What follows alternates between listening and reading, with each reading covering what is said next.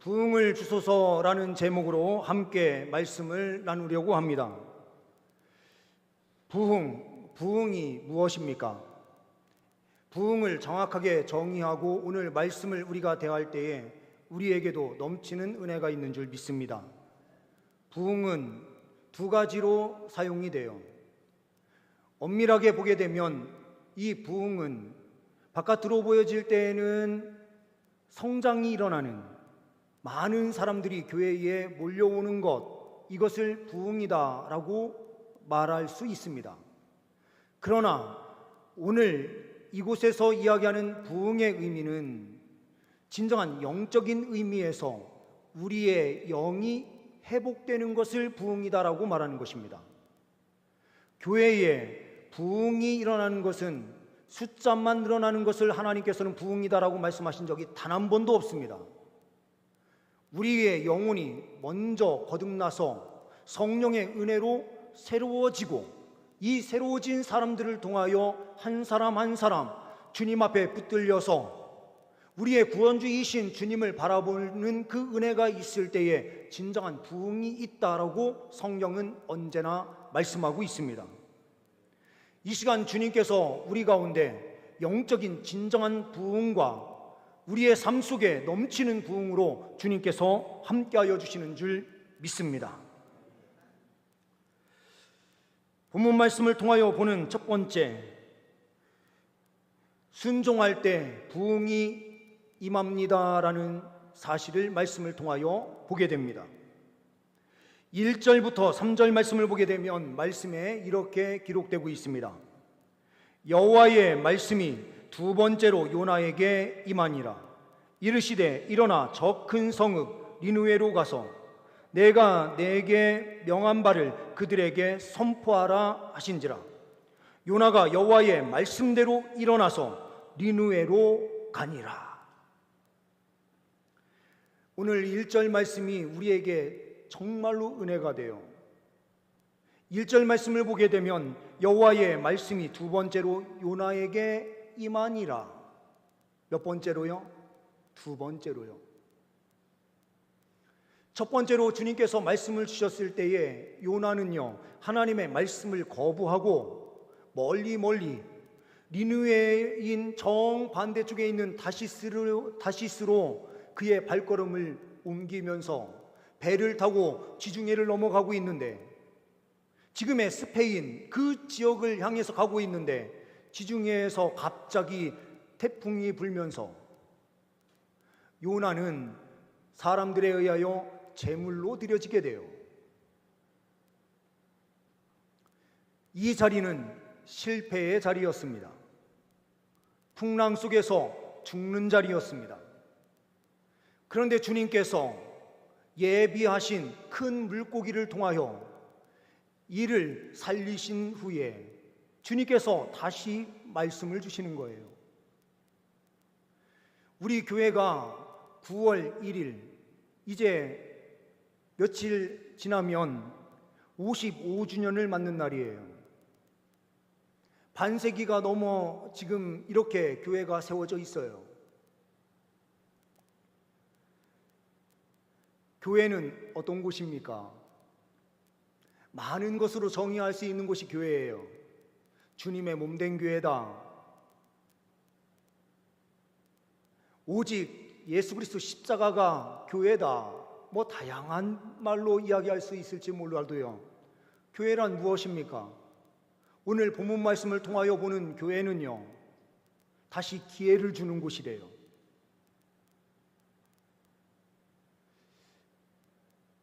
제가 하나님 앞에 늘 회개하면서 달려가는 그 하나가 뭐냐, 때로는 제가 기회를 주지 않을 때가 있는 것은 아닌가 생각이 들거든요.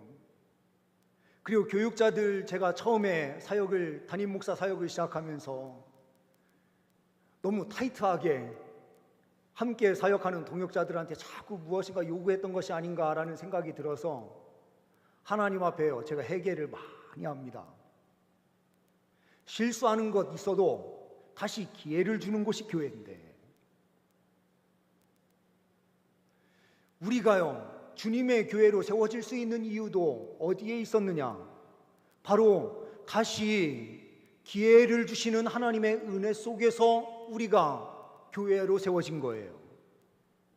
죄로 죽었던 우리가 예수 그리스도의 보혈의 은혜로 다시 살려주시는 그 은혜로 우리가 살아나게 됨을 통하여 다시 기회를 주신 주님의 그 은혜로 우리가 교회로 세워진 거예요. 교회는요, 다시 기회를 주는 곳입니다. 실수를 하는 사람들이 있어요. 우리가요, 사람과의 관계 속에서 서로들 실수할 수 있어요. 그 실수를요, 트집 잡아서 자꾸 끌어내리는 것이 신앙생활이 아니라 주님의 교회는 늘 그 실수하는 자리에서 다시 일어설 수 있도록 해주는 것이 교회예요. 세상은요, 한번 쓰러지면 다시 일어날 기회를 주지 않는 곳일지 몰라요. 상대방을 밟아야만 자기가 높아진다는 착각 속에 사는 곳이 이 세상이에요. 그런데요, 하나님의 말씀은 다시 일으켜 세워주는 자리에서 그 공동체가 더 든든해진다라고 말씀하시고 계세요. 교회는 다시 기회를 주는 곳입니다. 하나님께서요, 부흥을 주시기 위하여 요나에게 다시 기회를 주셨어요. 그것이 두 번째로 요나에게 임하니라라는 말씀이 있는 거예요. 베드로가 예수님을 부인하고 실패한 자리에 있었을 때에 주님께서 그에게 찾아오셔서 다시 기회를 주신 것처럼 바울이 주님의 말씀을 대적하면서 그리스도인들을 죽이기 위하여 달려가던 그 자리에서 다시 만나셔서 그에게 다시 기회를 주셨던 것처럼 우리의 삶에도 주님께서 다시 기회를 주심으로 부흥의 역사를 이뤄가시기를 원하시고 계시는 것입니다. 이때 다시 기회를 주셨을 때에 우리가 어떤 자리에 있느냐가 중요해요. 2절 이후의 말씀에 일어나 저 큰 성읍 니느웨로 가서 내가 내게 명령한 바를 그들에게 선포하라 하신지라. 요나가 여호와의 말씀대로 일어나서 니느웨로 가니라, 이렇게 되어 있어요. 하나님의 말씀이 두 번째 임했을 때예요.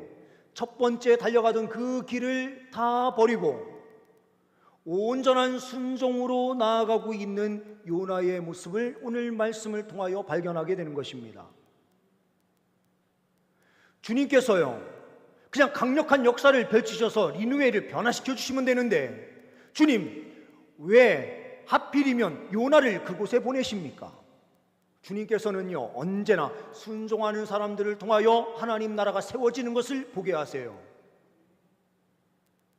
이 시대 속에서도 주님께서 다시 기회를 주시고 성령의 은혜를 주셔서 일으켜 세워주시는 주의 백성들을 통하여 주님께서는 일하시고 강력한 역사를 펼치시는 것을 보게 하시려고 하시는 것입니다. 우리에게 고난을 주시고 넘어짐의 자리에 있게 하셨던 그 이유가 무엇인가? 다시 일으켜 세워서 그를 통하여 더 큰 일을 행하실 하나님의 비전을 품고 계셨기 때문이에요. 이때에 하나님 말씀 앞에 순종함으로 나아갈 때 놀라운 역사가 펼쳐지는 줄 믿습니다. 제가 여러 번 말씀을 드렸던 허드슨 테일러라고 하는 선교사가 있어요. 영국에서 잘 나갈 수 있었던 의사입니다. 머리도 똑똑하고 그 시대에 촉망받던 사람이에요.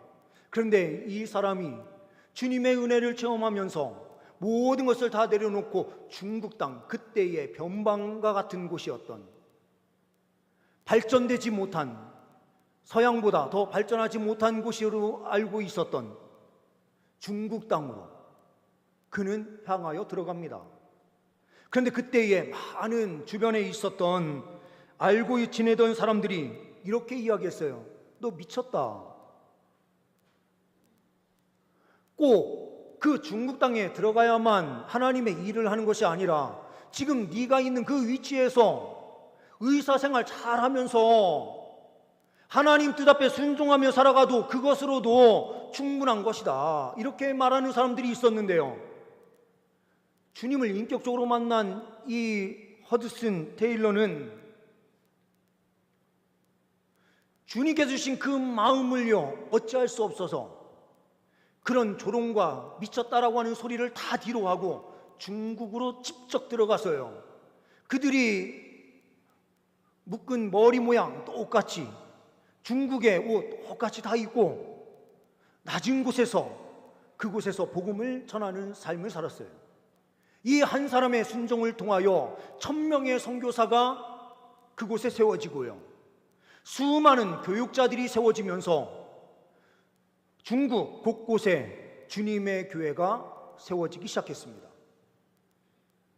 그를 통하여 CIM이라고 하는 선교단체가 세워지고 지금은 아시아 지역을 아우르는 큰 선교단체로 계속해서 명맥을 이어가고 있습니다. 한 사람의 순종을 통하여 하나님께서요 중국 땅에 역사를 베푸셨습니다. 한 사람의 순종이 얼마나 큰 결과를 낳는지 우리는 역사 속에서도 많은 것을 발견할 수 있습니다. 주님께서 이 시간 주의 백성들에게 은혜를 주셔서 주의 백성들을 통하여 하나님 나라의 확장을 이루어 가시는 줄 믿습니다. 그 말씀 앞에 순종할 수 있는 저와 우리 성도님들의 삶이 될 수 있기를 간절히 소망합니다. 본문 말씀을 통하여 보는 두 번째는 말씀을 전할 때에 부흥이 임합니다라는 사실이에요. 4절 말씀을 보게 되면 4절 말씀에 이렇게 기록이 됩니다. 요나가 그 성읍에 들어가서 하루 동안 다니며 외쳐 이르되 40일이 지나면 니느웨가 무너지리라 하였더니, 이 메시지는 무엇입니까? 하나님께서요 니느웨에 가서 말씀을 선포하라 라고 했었던 내용이에요. 결국에는 요나가 니느웨에 선포한 것은 하나님의 메시지, 하나님께서 주신 말씀을 선포한 것이었습니다. 이 세상을 변화시키는 일에 무엇이 필요합니까? 가장 중요한 것은 하나님의 말씀이에요. 말씀이 선포돼야 그 말씀이 심령을 붙잡아서 주님 말씀 앞에 굴복되는 역사가 펼쳐지는 것이지, 인간적인 방법으로 아무리 좋은 것으로 선한 일을 행한들 그들이 굴복하는 일은 펼쳐지지 않습니다. 하나님의 말씀이 그의 심령 가운데 요동칠 때에만 사람이 변화될 수 있는 거예요. 이 땅이 왜 변화되지 않는다라고 말씀하십니까? 우리가 하나님의 말씀을 들고 나아가서 하나님의 말씀을 전하지 않기 때문에 이 땅이 변화되지 않는 것인데, 우리는 자꾸 다른 이야기를 할 때가 많아요.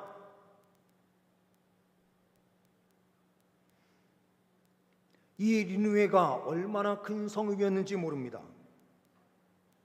요나가 활동하던 시기는 주전 750년이에요. 예수님께서 오시기 전 750년 전에 활동했었던 사람입니다.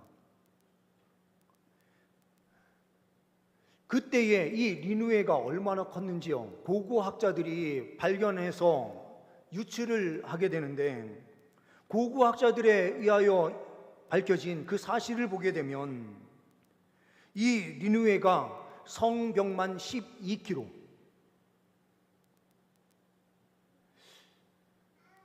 그 한 2000년 정도 지난 후에 우리나라의 조선이 건국을 하거든요. 이성계를 통해서요. 그때 한양 도성이 만들어지는데, 이때 한양 도성의 길이가 어느 정도냐? 이때 18.6km였어요.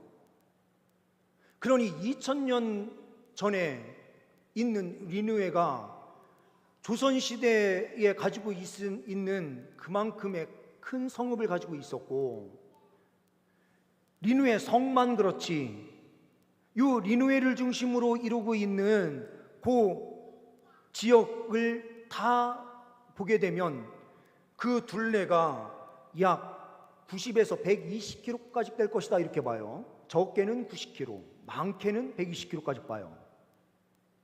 그러니 지금 서울 정도 사이즈가 될 건데요. 서울이 얼마나 큰 도시인지 몰라요? 전 세계적으로 큰 도시 속에 속하는 것이 바로 이 서울입니다. 그런데 이 750년, 주전 750년경에요, 이 큰 성읍을 이루고 있었다라고 하는 것은 대단한 것이었습니다. 이 성읍에 3일 길을 다녀야 된다라고 했으면요, 이 주변을 걸어서 다니는 그 길만 하더라도요 3일 안에 다 돌 수 없을 만큼 광대했습니다. 그런데 이때에 요나가 하나님의 말씀을 들고요 하루 만에 그곳을 내달리면서 이 니느웨가 멸망하게 될 것이다 라고 하는 하나님께서 주신 메시지 그대로를 선포했어요. 어떤 화려한 메시지를 선포한 것도 아니에요. 하나님께서 말씀하신 그 말씀만 들고 와서 말씀대로만 딱 전하고 끝냈어요. 그럼 마음 한켠에 요나는 이런 마음도 있었을지 몰라요. 이 니느웨가 빨리 망해버렸으면 좋겠다라는 생각도 가졌을지도 몰라요. 그런데 그가 하루길을 내달리며 선포한 그 말씀이 어떤 역사를 펼칩니까? 하나님께서요 그 말씀을 통하여 놀라운 부흥을 일으키시는 거예요. 이 대한민국을 주님께서 부흥시키시려고 하실 때에 어떤 일을 하실까? 예전이나 지금이나 같은 방법이에요.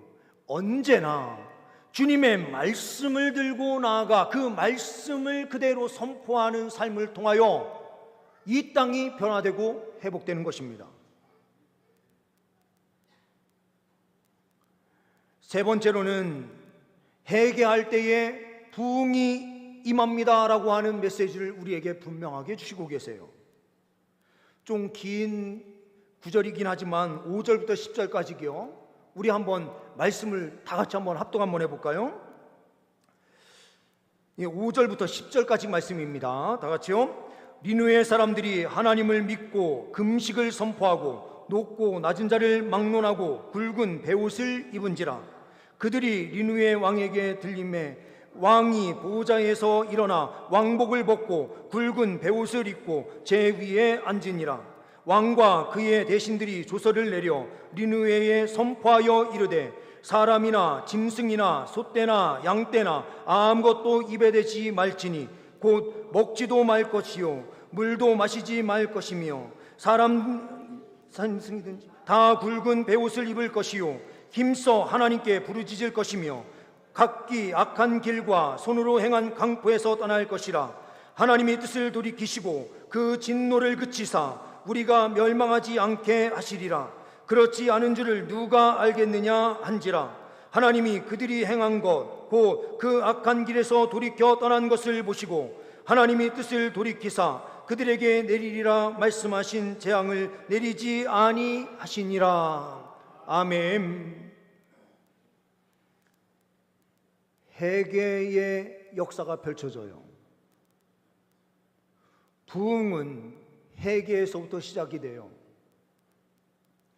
그런데 우리는 이렇게 생각할 때가 많죠.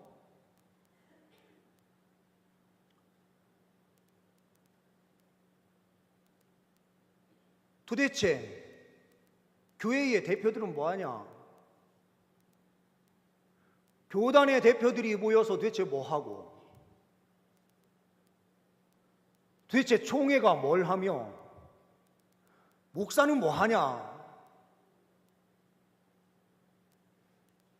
저는 그런 수많은 외침 앞에 가장 잘못하고 있는 것은 저는 목사인 제 자신이 잘못하고 있다라고 전 분명하게 생각을 하고 하나님께 은혜를 구하며 나아갑니다.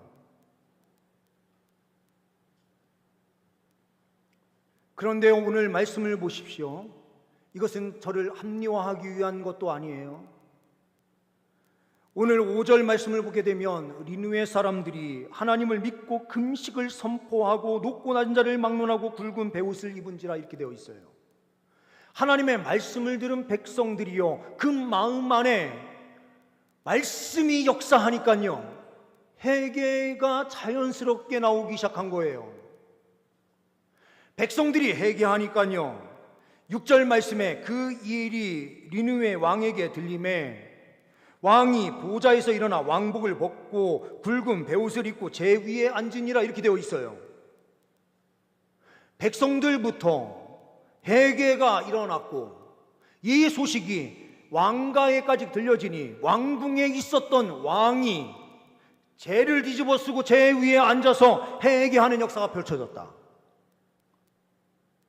반대로요, 이 왕이 변하면서 어떻게 됐습니까? 온 땅에 조서를 내리면서 일부의 백성들, 많은 사람들이 회개하면서 엎드렸지만 더 많은 온 백성들이 회개하기를 원했던 왕이 조서를 내리면서 온 땅의 백성들이 다 회개하게 되는데요, 이 자리에는 동물들까지 다 포함해서 아무것도 먹지 말라. 이 동물은 무슨 죄가 있느냐, 이렇게 생각을 할 수 있을지 몰라도요, 이거는요, 그만큼 온 땅이 하나님 앞에 철저하게 회개했다라는 뜻이에요. 부흥은요, 왜 목사가 변화되지 않아서 이 땅에 부흥이 없느냐라고 하는 부흥이 안 되는 원인을 누군가에게 돌리는 것으로부터 시작되는 것이 아니라, 나 자신이 하나님 말씀을 듣고 그 말씀에 찔려 하나님 앞에 엎드려 회개하는 것으로부터 시작이 된다는 거예요. 진정한 부흥은 왜 저 위에 있는 사람들이 아무것도 하지 않느냐 라고 누군가에게 책임을 전가하는 것에서 부흥이 일어나는 것이 아니라, 왜 부흥이 일어나지 않는가 라고 하는 그 원인을 말씀을 통하여 찔림을 받은 사람이 하나님 앞에 엎드려 진정으로 회개할 때 일어나는 거예요.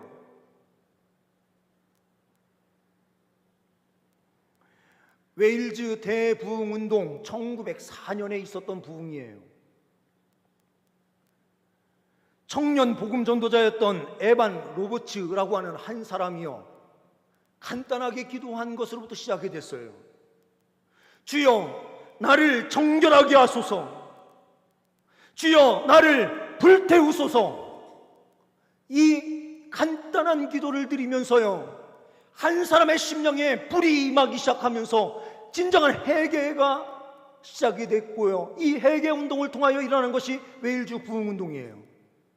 이 부흥운동이 일어났다는 사실이요, 세계에 퍼져나가면서 어디까지 그 소식이 들어왔느냐, 저 북녘 땅에 있었던 평양 땅에 그 소식이 들어가면서 1907년에 평양 대부흥운동이 펼쳐지기 시작했던 거예요.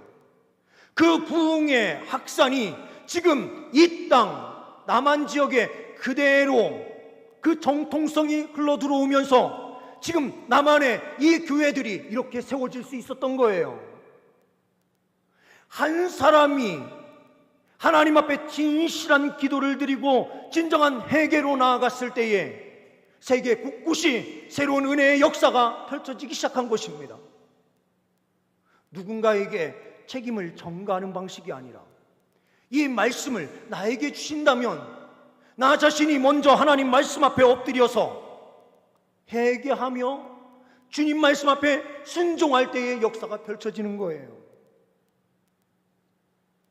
하나님께서요, 은혜의 역사를 펼치시는데 어떻게 은혜의 역사를 펼치시는가? 하나님께서요, 한 사람의 심령에요, 말씀을 들려주세요. 실패할 수 있어요. 그런데 똑같은 말씀을 다시 한번 그의 심령에 두 번째로 실패한 자리에서 다시 기회를 주시면서 그에게 말씀을 주세요. 말씀을 받은 그의 심령에요, 주님의 마음이 부어지는 거예요. 진정한 부흥이 뭐냐? 하나님의 마음을 깨닫는 거거든요. 성경 말씀을 우리가 읽으면서요, 진짜 은혜 받는다라고 하는 것이 뭡니까?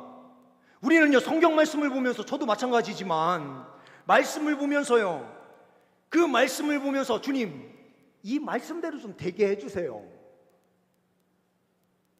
관점이요, 말씀을 통해서 하나님의 마음을 깨닫고 하나님의 마음에 흡족한 삶을 살아드리기 위하여 나의 삶을 드리는 것이 아니라요, 말씀을 보면서 주님, 이것처럼 되게 해주세요. 내가 정해놓은 그 길을 놓고요, 주님, 이것대로 좀 되게 해주세요, 이런단 말이에요. 그런데 성경을 읽어간다라고 하는 것은 무엇입니까?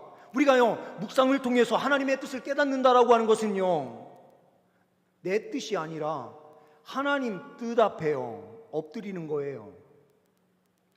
근데 이 은혜가 어디에서부터 시작이 되느냐? 하나님께서요, 다시 기회를 주시는 순간부터 우리에게 이 은혜가 부어지기 시작한 거예요.